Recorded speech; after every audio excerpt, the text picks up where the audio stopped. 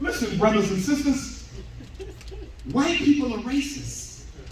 All of them. Y'all gotta stop this who's not a racist talk. They love this narrative on TV. Scottie Pippen called the coach of the Bulls, Phil Jackson, a racist. And now they all saying, was Phil a racist? That's the wrong narrative. It's not about individuals. White people are racist as a group. Racism is a group, y'all. Racism is not an individual personality characteristic. That's what they want you to think. You know why? Let's say this whole room is full of white folks. Some of you are crackers, but listen. For the sake of conversation, this whole room full of white folks, if they could convince Dr. Umar as a kid that racism is not a group thing, white people do not work together to systematically oppress black folks.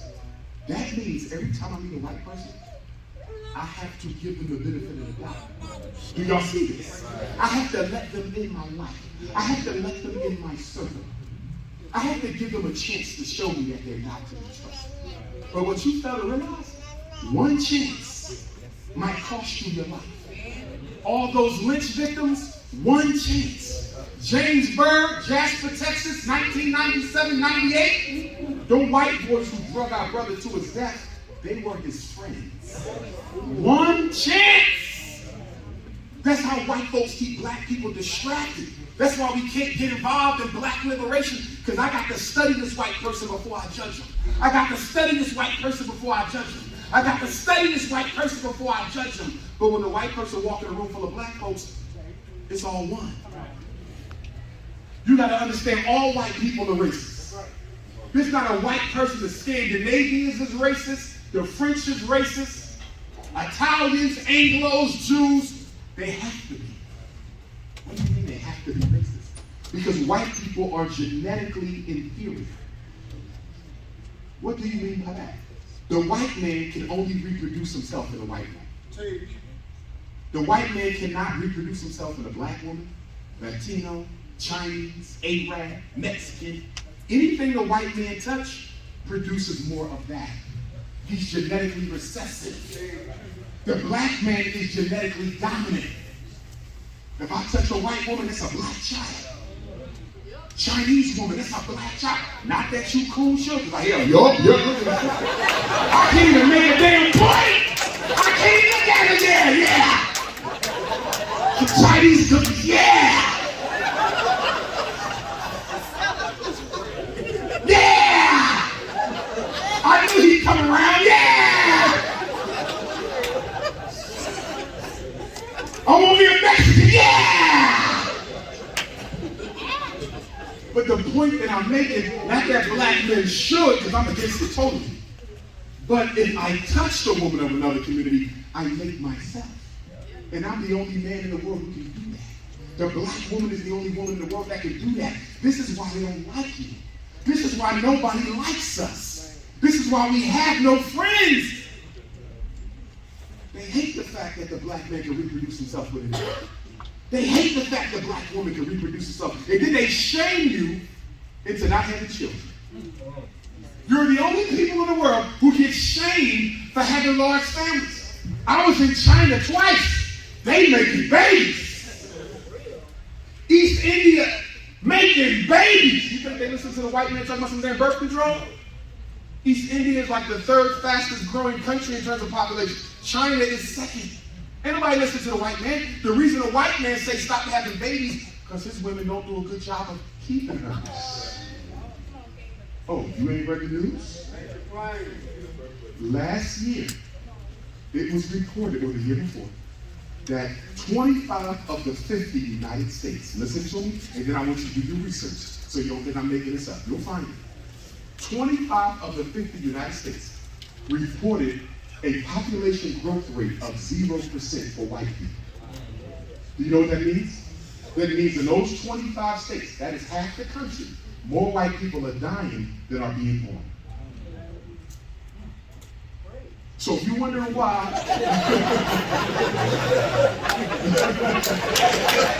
Black power!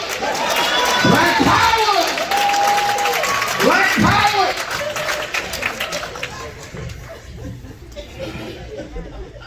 But you'll get some cool in here who say, that's not good. Let me go help her. Betsy May! So I believe that part of the reason for the uptick in hate crimes against black people, and part of the reason for the uptick in police genocide against black people, it was always there. But the uptick, part of that is the rage of the white man who says, while we're trying to get rid of them, we're the ones losing. Do y'all see that? And I'm going to tell you another reason why this is happening, because even though they're trying to LGBTQ the black children, just by consequence, you're LGBTQ on the white kids. So you're taking white folks who already have trouble reproducing, and now you're going to push the gay thing on them. And so even though you really want it for the black kids, you're eating your own numbers up too, trying to get us. Yes, brothers and sisters. They hate black folks. Why do you think during the lynchings, they always castrated the black men? They lynched the Chinese. They didn't castrate Chinese.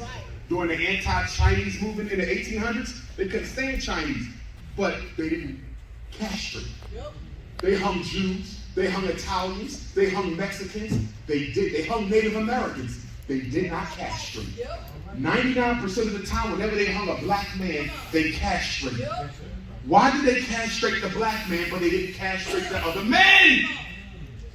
It was because of the genetic power of the black man, not the size of the black man. See, some brothers, yeah, they jealous because I'm thinking, no. Not all black men are blessed. Plenty of sisters will tell you. Plenty of sisters will tell you. It ain't because of your size. It's because the power to reproduce yourself at will. One black man, 1,000 white girls could turn that whole city black in 20 years. That's why they want you to give your daughter an HPV shot. And some of y'all let y'all little girls take these HPV shots, say they want to prevent genital warts and cancer. Y'all better cut it out. They making our little girls sterile. Teach. So many black women get an abortion, find out they'll never be able to have another child because they fixed their fallopian tubes. Teach. This is war. We once owned 500 hospitals in this country. We hardly own any now. Did y'all know that? In 400 years, we own 500 hospitals. You know what that means? That means black people owned at least one hospital for every year we've been here. Under white power, because we've been here longer, but under white power. More than a hospital. Where the black hospitals at? And you wonder why we dying like flies when we go see them. Only thing the white man want to do when a black person comes to the hospital is give you a prescription or cut something out. That's it. And then when they cut something out, they don't even do it right. They just stitch you up any kind of way they want. White woman got to get a surgery, they put everything back. Black woman get a surgery, they have a big ass stitch going from your underarm to your head. Like they stitched up the chicken or something. Brothers and sisters, all white people are racist. The reason you have trouble understanding that is because you look at racism as a form of hatred. You don't have to hate people to be a racist. I need you to get this out of your mind. Teach. Your white friends might like you, but they still racist. Racism is about what? Controlling opportunities and resources. Racism ain't about whether I like black folks. Racism is about whether I want white people to be in charge of black folks. Correct. You see the difference? Y'all think they gotta hate you to be a racist. No, they don't. No, they don't. Racism can come with hate. It doesn't have to come with hate. The only thing that you have to do to be a racist is to want to deny another group their opportunities and privileges so your group can monopolize them. That's racism. And by that definition, can you name a white person who's ever tried to undo it? You can't name me nobody. Coons always trying to bring me names of some liberal white person. Somebody said Jane Elliott. What about Jane Elliott? Tim Wise. Listen, I can respect what they say, but here's my question to Jane Elliott and Tim Wise. What have you done to level the playing field? I don't care about the books and the speeches and the interviews. No. When have you went amongst your own white people? When we wasn't around. See, these white liberals, they love to come in front of us and show off how liberal they are. No, that's not, you can't do nothing here. You have to go amongst the people who are imposing the oppression. Correct. And once you get amongst the white people, Jane Elliott and Wise, what are you doing amongst them? Correct. No answer. They're not doing anything amongst them. That's why you can't bring me no white people talking about Dr. Umar. I found one, he's different. White people don't share power with black folks. That's right. Why do you think they're gentrifying Houston? Because they don't want you around. Thank you. Philadelphia, we lead the nation in gentrification. We just passed San Francisco and Seattle. Guess what else Philadelphia leads the nation in? Charter schools. So what is the relationship between the charter school and gentrification? It's real simple. If you want to get rid of black people, you can't just show up and force them to leave. You gotta make it look like you're coming to help them. Correct. So what you do is you show up in the black ghetto in Houston and tell the black folks that you opened up a charter school. And the mothers and fathers will be so excited that they now have an educational option that they won't pay attention to the fact that all the teachers and staff who work for the charter school are buying up all the houses in the neighborhood and all the storefronts and all the lots, and they secretly raising up the property value. And so what looked like it was going to be that Nat Turner School for Black Liberation became the Adolf Hitler charter school for white crackers. If you want to get rid of black people, open up a charter school. Facts. This will do some research. Look at the cities with the most charter schools. They have the highest amounts of gentrification. That's a fact. If you want to get rid of black people, act like you want to help their kids. They won't push back. Guess who else is part of the gentrification movement? The banks. Excuse me, not the banks. Your universities. The universities and colleges are some of the biggest gentrifiers in the city. Give me the top schools in Houston, and I'll tell you the top gentrifiers in Houston. Did you know the number one job of a university is not education, but real estate? Did you know the number one business of McDonald's is not burgers and fries, it's real estate? Yes! The fast food joints, the banks, the universities and colleges, and the charter schools are all part of the gentrification movement. Teach! And you Negroes got a nerve to think when you see a new Walmart, you thought that was for you.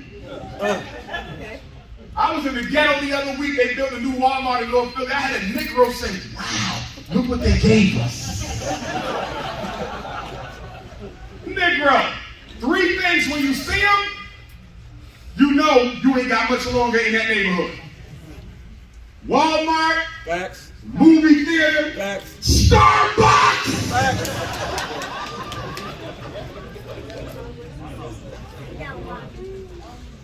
You see a Starbucks, it's over.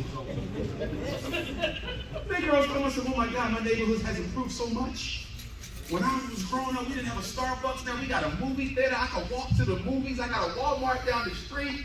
Negro! This ain't for you! White folks showing up, putting cars in your door. You ever thought about selling? And y'all so thirsty, you say, well, my mom paid $50,000 for this house. Back in 1940, the white people offered me $250,000. I stand to make $200,000. No, you don't, because you're not accounting for the cost of, what's the word? Inflation. Not only that, can I ask you a question? Once you take that little measly $250,000 for grandmama's house, which probably worth $1 million, but once they give you that $250,000 that you're gonna pay taxes on, where you gonna live at? Do you know what you about to go do? What is your silly ass about to go right back out there and do? Buy another house! You already own one! But you were so intoxicated at the sight of money that you didn't even realize they are making you homeless or gonna make you buy all over again. And this time you ain't gonna pay 50 grand like grandma. Stop selling your real estate. Hold on to it for your children. Every time I see a Negro sold their house, I say, what about your kids? What do you mean, what about my kids? What about passing wealth down? What do you think is worth more than your great-grandson? This $250,000 that ain't gonna be around when he's 25? Or if you would have held on to that house, which will still be around when he's 25. The problem with black people is we don't think about generations unborn. We think about ourselves. We are one generational thinkers. We might be two generational thinkers. We'll think about our kids. We might be three generational thinkers. We might think about our grandkids. But I tell you what, you're not. You're not a 20 generational thinker like the Jews. You're not a 50 generational thinker like the Chinese. They thinking about their great-great-great-grandchildren, great-great-great-grandchildren. We don't think that long. You know how I know? Because if you did, you wouldn't be spending $30 billion on weed, perm, and beauty products every year. Because you can't pass no damn weed down. Have you ever seen somebody take off that nasty ass thing and put it in a family book and say, this is for my great, great, great granddaughter so she can have the blonde weed made in Malaysia? Who ever saw some shit? You ever see somebody say, I'm passing these Air Jordans down. They're the special edition 15s. Michael Air Jordan 15, so my great, great, great, great grandson can have a pair of the special edition Jordan 15s. So you spend $30 billion a year on weed, perm, and beauty. You spend $2 billion a year on Air Jordan. What about liquor? Have you ever seen somebody say, I'm going to put this special bottle of effing, or what else y'all drink? Crown Royal? What else out there? Because I don't drink. Patron. I'm going to save this. Ciroc vodka, so my great, great, great grandkids can know what it was like to turn up back in 2021. Can somebody tell me, what do black people pass down that we waste money on? Help me out. Well, let's go to chicken, turkey, beef, and pork. We spend $800 million a year, nationally, black people, on chicken, turkey, beef, and pork. Have you ever seen somebody wrap up a Sunday dinner and say, I'm going to save this damn heart disease and cancer. I'm going to save this for my great, great, great, so they can know how grandma made her chicken and ribs. Huh? What about the video games that y'all buy y'all kids? And can I say this? I want to know, how is there a video game system in a house with a child barely passing school? Come on! Somebody help me? I'm a little lost, Texas, I'm a little lost because I'm seeing little kids with these units. How much the unit cost? A PlayStation is how much for the unit? $500. And what's another one? Space Station. How much is the Xbox? About $500. The games on average cost what? When you go get a new $60. Y'all see that? So you spend $5 for the unit, it's about $60 for the game. And somebody told me the other day that there's some games you have to subscribe to online and pay a regular fee to keep playing. So this is like crack. And your son and daughter got these $500 units with $60 games, and they got like 20 games, but he barely passed the math. How in the hell you got a $500 game unit you can barely read? No special ed child should have a video game unit in their house. Unless they're deaf, they can't do nothing about it. Blind, can't do nothing about it. Brain injury, can't do nothing about it. Autistic, can't do nothing about it. But if you tell me your child got an IEP for a so-called reading disability, and a so-called math disability, and a so-called ADHD, and a so-called conduct disorder, and a so-called emotional disturbance, no video game unit in the house. Because you can do something about all of those. Oh yeah. Because if I'm the first to tell you, the learning disability is not a scientific reality. That's a white man's opinion. The math disability is not a scientific reality. It's a white man's opinion. ADHD is not a scientific reality. It's a white man's opinion. Conduct disorder, intellectual disability. Most of the labels that black kids have in Texas are not scientific. Oh, you don't believe me? Let me ask you a question. Where in the brain is the reading disability? Is it in the front? Is it back here with the nappy kitchen? Is it up here where you got the sew in? Can somebody show me where the ADHD is at? Where's it at? Where is the emotional disturbance? Is it on the side? Is it by the third eye? Isn't it amazing that your children's lives are being destroyed by diseases that can't be seen with a urine sample, can't be seen with a blood sample, can't be seen X-ray, can't be seen ultrasound, Can't be seen MRI. And you know why they can't be seen? Because they don't exist. ADHD ain't nothing but ain't no daddy at home. Ain't no daddy at home. 90% of black boys taking ADHD medicine don't have a father figure in their life. This ain't got nothing to do with no neurological deficiency. This is about locking up black men and leaving the mothers at home to raise men on their own. ADHD ain't nothing but absence of discipline from the home. And if you say, Doc, it ain't absent from the dad from home, and it ain't absent from discipline home, then it's an artificial diet at home. Too much sugar, too much caffeine, too much high fructose corn syrup. Don't talk to me about no ADHD until you go home and throw out everything in your cabinet and in your fridge made from sugar and sweetness. Because your children are addicted to sugar. Sugar is a drug, and sugar was once classified as a drug by the Food and Drug Administration. And the only reason why sugar was taken off the list of drugs is because it would lead to a significant loss of revenue for the sugar companies if they had to sell it as a controlled substance. That's why sugar looks like crack, weighs like crack, and got the same side effects as crack. Some of y'all itching right now for a damn fix. ADHD ain't nothing but a joke. They gave us ADHD the same year they gave us crack so they could make money off of fatherless boys. I'm giving you the fact. A conduct disorder ain't nothing but Caucasian disorder. Black kids are tired of being mistreated by white women. They talk to our kids any kind of way they want. And when a black boy gets tired of being talked to any kind of way he wants, he blow up at the white teacher. Oh, he has a conduct problem. No, he got a Caucasian problem. Y'all don't know how to treat black people. That's what it is. Isn't it amazing? If you call an Asian a slur or tell them they brought COVID over here, which is wrong, you go to jail. The anti-Asian hate bill makes it a crime to use a slur against the Asian. I don't think y'all heard me. I don't think y'all heard me. There's people going to jail for using slurs with Asians, but you've been getting called the N-word for 400 years. No law against that. Teachers call black kids the N-word every year. No punishment for that. What happens if they catch you calling the LGBT a slur?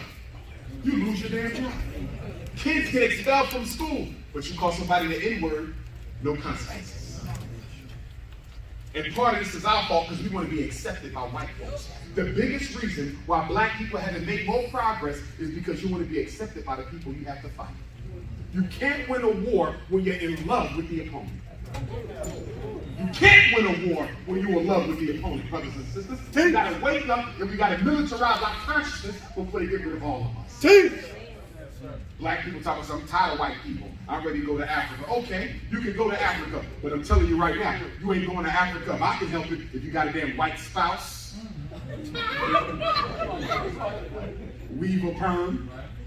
I'm not picking on my weave and perm sisters. I still love you now. It's all love. But you can't go to the motherland with European tricks.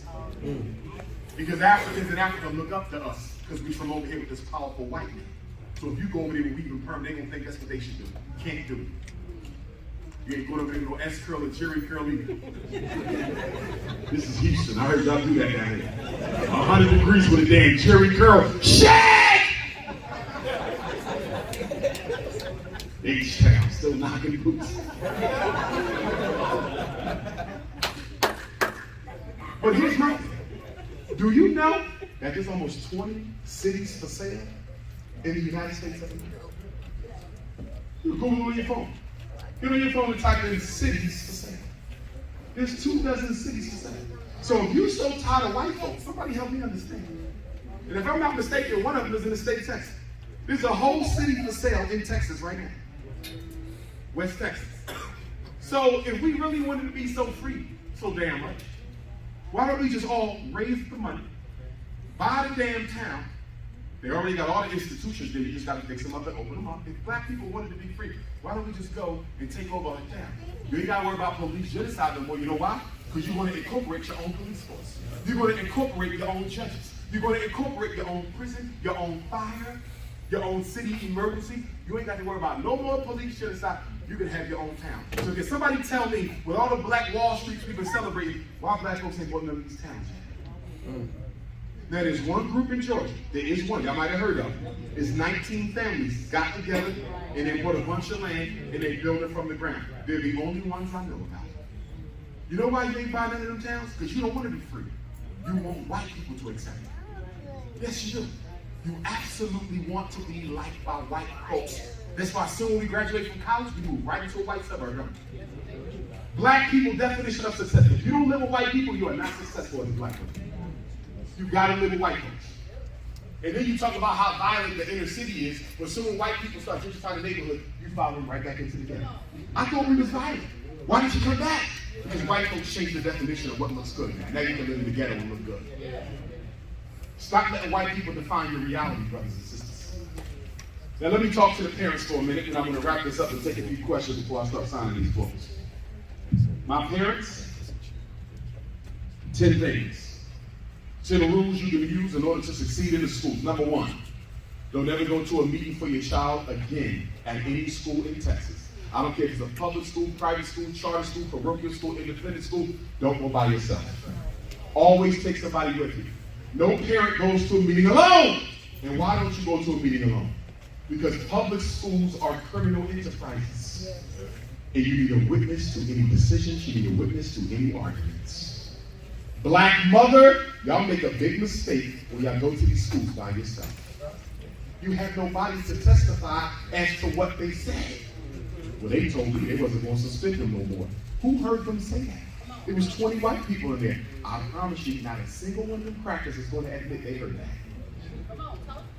In fact, the reason why they brought 20 crackers into the room is so they could have their witnesses testify to their lies. That's right. By the way, there's no limit to the amount of people you can bring into a room, so bring 20. If they got 20 whites, you bring 20 blacks. I'm dead serious. For one black mother, they'll bring you the principal intern, the vice principal, the dean of students, the school nurse, the school secretary, the school social worker, the school psychologist, the home and school, the grade leader, the classroom teacher, the classroom assistant, the floor sweeper, the window washer.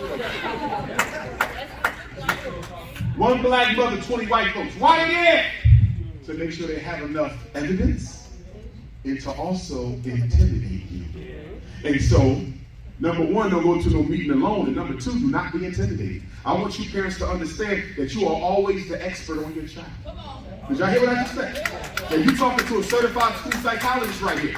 I'm an expert at what I do, but I only spend 1 or 2 days with your child. I give them an IQ test, I give them a reading test, I give them a math test, I give them a writing test, I give them a listening test, I give them a comprehension test, I give them an emotional screener, a behavioral screener, a psychological measure, a visual motor measure. I observe them in the class, I interview the mother, I interview the teacher, I review all of the previous evaluations on the school record. And even after I did all that, I still only know a fraction of what you know about your child.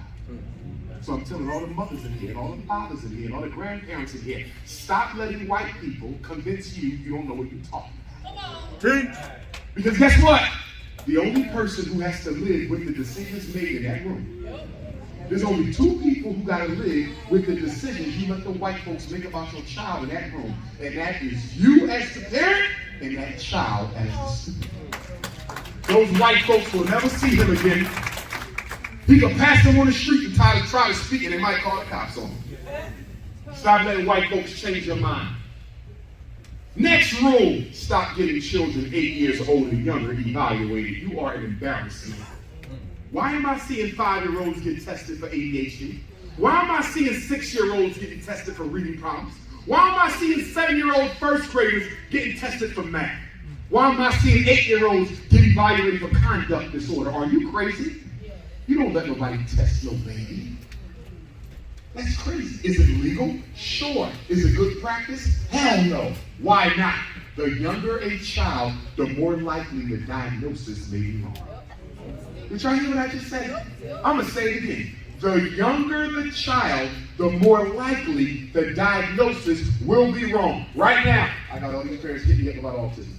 Dr. Umar, my daughter 10. Excuse me, my daughter 2. They're going to test. I said, listen to me. I evaluate kids for autism all the time. At 2 years old, there's no way in hell I know that a 2-year-old little girl or boy is autistic. Well, she ain't started talking yet. How do you know it's not a speech problem? He ain't start talking yet. How do you know it's not a hearing problem? He ain't start talking yet. How do you know it's not selective mutism? He ain't start talking yet. How do you know it's not verbal abuse or sexual abuse or physical abuse? Do you know how many conditions will mimic autism? Well, but see, Dr. Umar, I want to get my baby some help as soon as possible. Time out. Autism is not the common cold. Autism is not cancer. Autism is not heart disease. With cancer, you want to know as soon as possible. Do you know why? Because you can get rid of it. Heart disease, you want to know as soon as possible. Do you know why? You can reverse it. Common cold, you want to know as soon as possible. So don't turn it to the flu, and you can get your lemon and your ginger and your echinacea and your cayenne pepper and your vitamin C and your spring water, right? But can I ask you a question? Does autism have a cure? No. So if autism has no cure, meaning your child will be autistic at 2 or 5 or 7, why rush the label at 2? Why not take your time and get it right? And for those of you who want to rush the label instead of taking your time, let me tell you why you want to take your time. If you put that 2-year-old child in an autistic class with other autistic children, they will start acting autistic. They will start looking autistic. They will become autistic. Not because they are, but children become like those they are around, just like you. So a kid who was not autistic will start to look like it, because mommy and daddy got brainwashed into thinking that the younger the child is, the better off it is to label them. Nothing could be further from the truth. Nothing could be further from the truth. Do not test babies. So why is the school constantly asking me to get my 5-year-old tested because they think he needs reading help? I'll tell you why. Number 1, special ed is money. Number 2, special ed is money. Number 3, special ed is money. The reason they want the babies labeled and receiving services is so they can start building the state, building the school district, building the intermediate unit, building the health insurance. It's about money, brothers and sisters. They don't give a damn about your kids. They have to get a certain number of kids in that program every year in order to make sure these white people can keep their lights on in the suburbs. Oh yeah. Oh yeah. Let me tell you something else you better do. If your child is in special ed, let's say you believe your child needs it, right?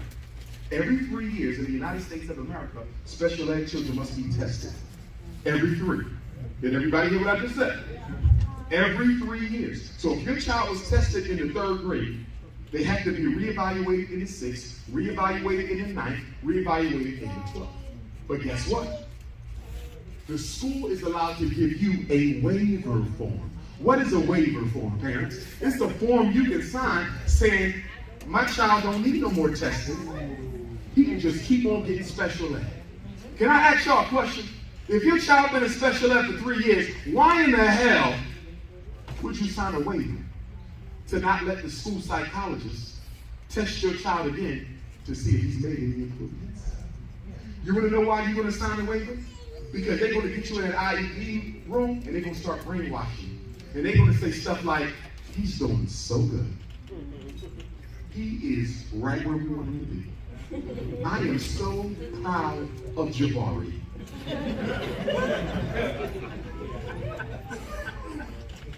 Your son is making phenomenal progress. I think the IEP is exactly how it should be. And you start listening to the white folks, and one cool, because there's always a cool in here. Right? Think of it. Every IEP got one cool, one Nubian Negro, whose job is to make all these black mothers in Texas go along for the get that. And you sign that damn waiver. So if you got tested in the 3rd, it's time for the 6th grade eval. You sign the waiver, so he don't get tested again until what grade? And then you sign another waiver. You don't get tested again until what grade? And that's why a lot of black parents don't find out until 12th grade the kids can't read. Because they had your ass signing waivers every 3 years. And instead of listening to Dr. Umar, who said, get that EGOT, find out if your baby made any growth.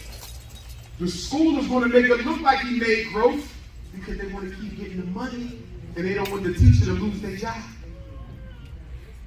I'm telling you how it really goes. Oh, this is how it goes. Special ed kids are worth twice as much as the regular children. So let's say your son. Is that Mecca? Oh my God. I didn't know that was you, Mecca. I got the voice. The voice said you're like a Mecca voice. I'm not going to see now after all. But listen. Mecca got a son, hypothetical. He's in the 2nd grade. She allows the white folks to test him for reading problems, ADHD, emotional, autism, intellectual, whatever you want. He gets an IEP in the 2nd. So, in his school district, the kids get $10,000 spent for their education. Once Dr. Umar evaluates Mecca's son and say he has a reading problem, he ain't worth $10,000. He worth $20,000. Special ed kids are twice as much. Did y'all hear that? So guess what? He's in the 2nd grade. So they're going to get $10,000 in the 2nd, the 3rd, the 4th, the 5th, all the way through 12. So 10,000 times 10 years, $100,000 for one child. 10 children is $1 million. 20 black kids in Houston, Texas is $2 million. 30 black kids in Houston, Texas are $3 million. Can I ask y'all a question? How many black kids in special ed in the city of Houston, Texas? I'm willing to bet you Houston's special ed budget is no less than $250 million. And it's probably much higher than that. And you know what's sad? Not a single black child will be in special ed in Houston if not a single black parent signed permission. Let me explain something to y'all, because y'all love to call me up and say, Dr. Umar, they put my kid on drugs. Dr. Umar, they put my kid in special ed. Dr. Umar, they said my child had a reading problem. You are being dishonest. You shouldn't be saying they. You should be saying we. Because you got to sign your name 3 times before special ed starts. You got to sign your name for the school psychologist to test your child.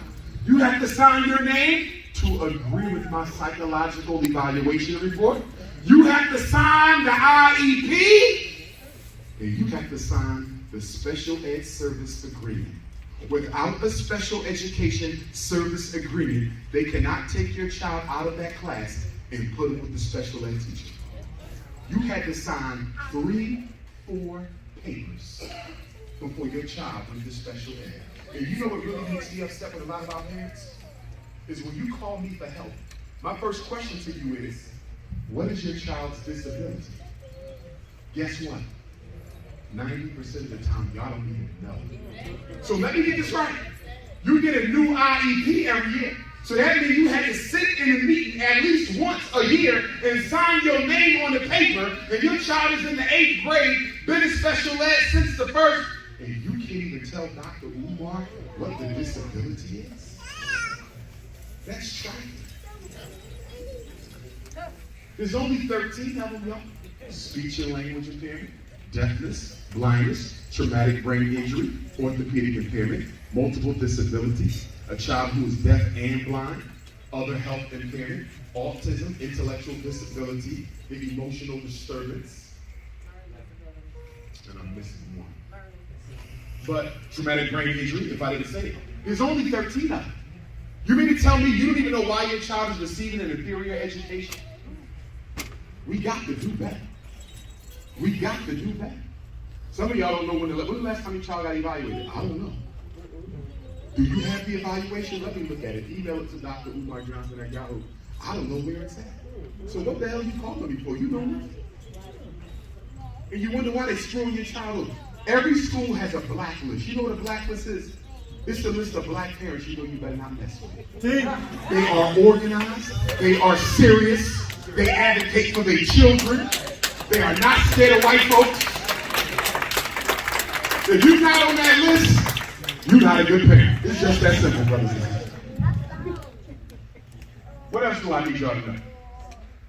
I need y'all to know that if the child gets evaluated and you don't agree with the evaluation, You have a right to a second opinion. Thank you.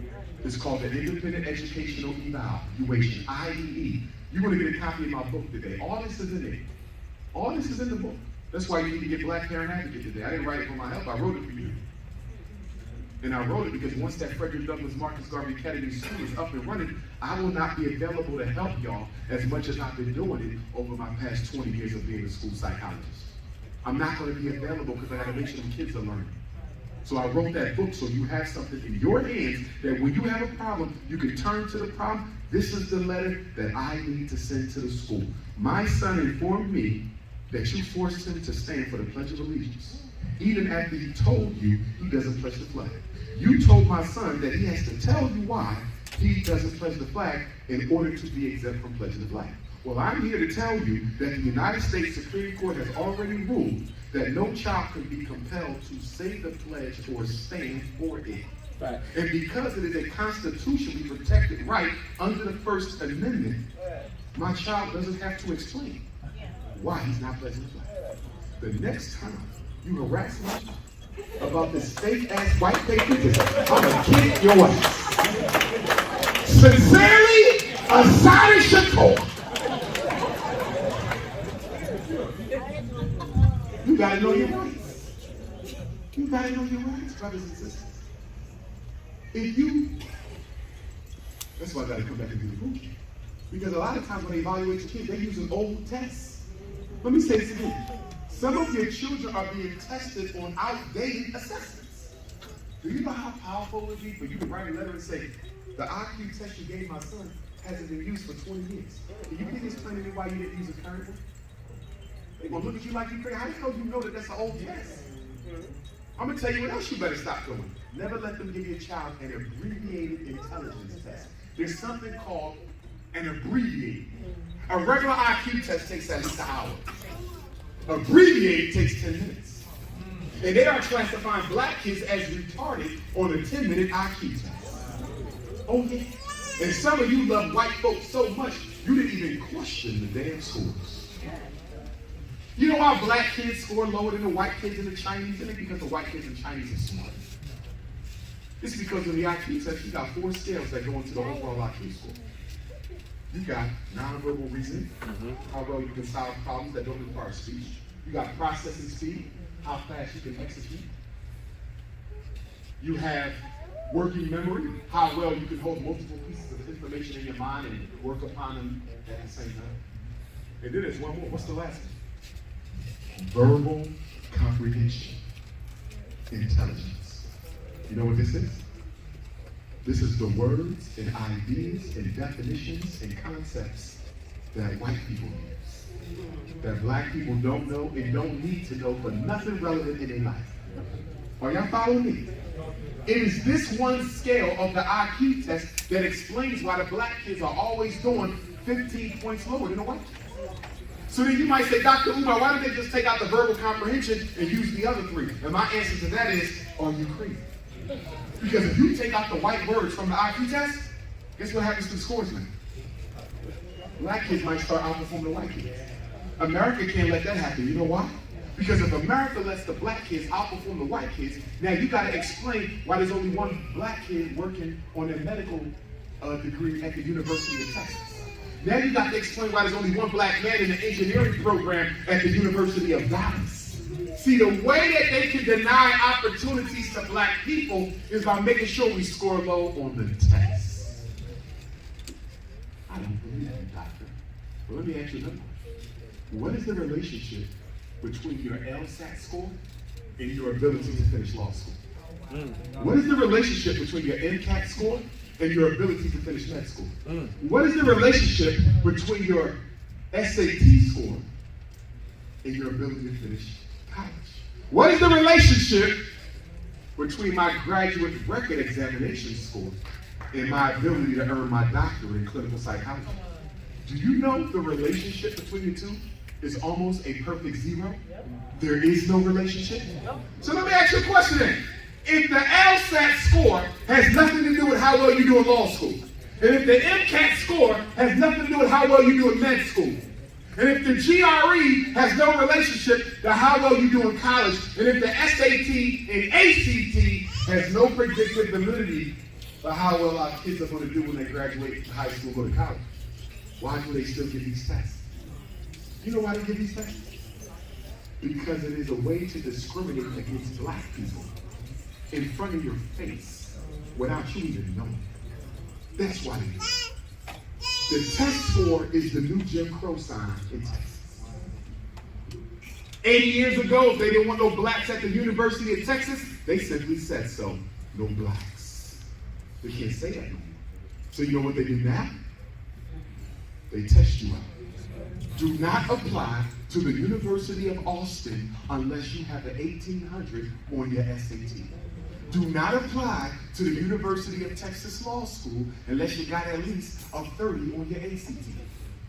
What they do is they look at the average number of black kids score. They raise the requirement by a few points, and they use that as the cutoff. This is how they keep black people out. And the score has nothing to do with how well you're going to do.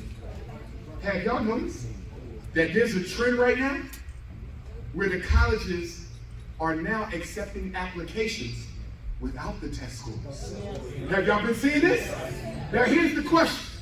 After all these years, why can you now apply to the University of Texas and you ain't got to take no LSAT, no GRE, no ACT? You know why?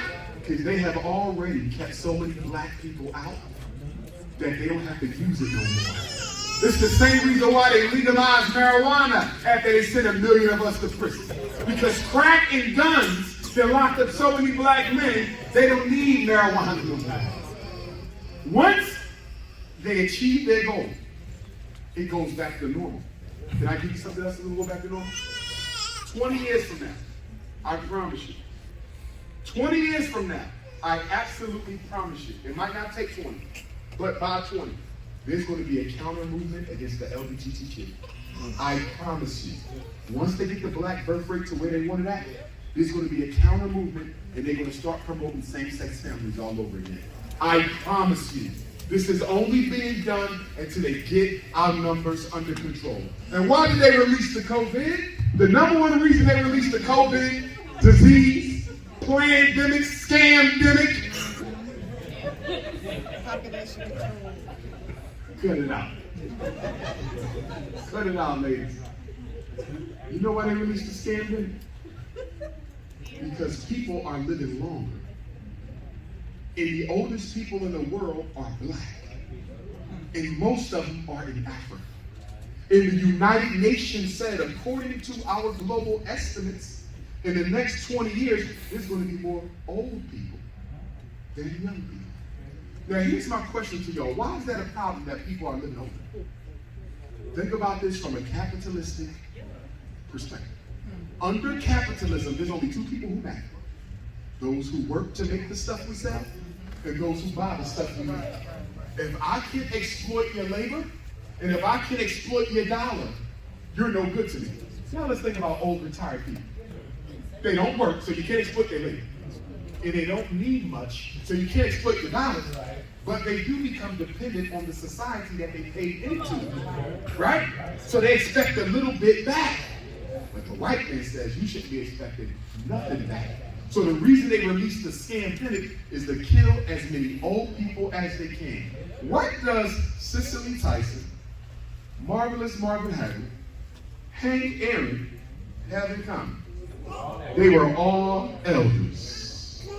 Can anybody tell me why Italy got hit the hardest in Europe with the COVID? Because Italy is home to the oldest population of white people in the world. COVID was a way to wipe out as many black folks as they possibly could. Think of all the people you know who died from COVID. Almost everyone was an elder. Almost none of them was young people. They are trying to kill off as many blacks, elderly blacks in the world as they possibly can. Do not take the vaccine. I'm telling y'all right now. Did you see the new story came out? It said people who took the vaccine are still dying from COVID. Right. So why in the hell am I going to take this damn white man's shot and you telling me I can still die? I thought the purpose of a vaccination was to prevent outbreak, cracker. But they're telling you you can still get it and still die after you done took the shot, and you got to take 2 doses. I'm not taking no damn 2 doses. As I prepare to wrap up, take out your phones. I'm going to give you my number in case you ever need to reach Dr. Umar. If you ever get an evaluation that calls your child intellectually disabled, I want you to email it to me. I will freely review the evaluation, for free, of any child who has been classified as intellectually disabled, which is formerly known as mental retardation. And the reason I will look at it is because black children in America are 4 times as likely as white children to be called retarded when they are not. So some of y'all out here got your kids thinking they slow. And you need Dr. Umar to look at that report. Get it to me. Then if you need to review your child's case or anything else, I charge $75 for that meeting. We'll do it over the phone. And I'll make sure you need what you need to know. But if it's intellectual disability, I don't charge because it is a crisis. That's right. Okay? Phone number 215-989-9858. 215-989-9858. One more time for my special ed parent.